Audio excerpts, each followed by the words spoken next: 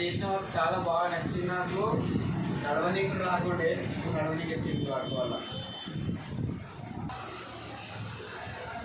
నేను ఫస్ట్ వచ్చినప్పుడు వీడియో చూడండి ఎట్లున్నానో. మొత్తం నాకు కాలు నుంచి మొగాల దగ్గర విరిగిపోయింది. నా కాలు మొత్తం ఫ్రాక్చర్ అయిపోయింది. హాస్పిటల్కి పోయినది రికవరీ కాదన్నారు.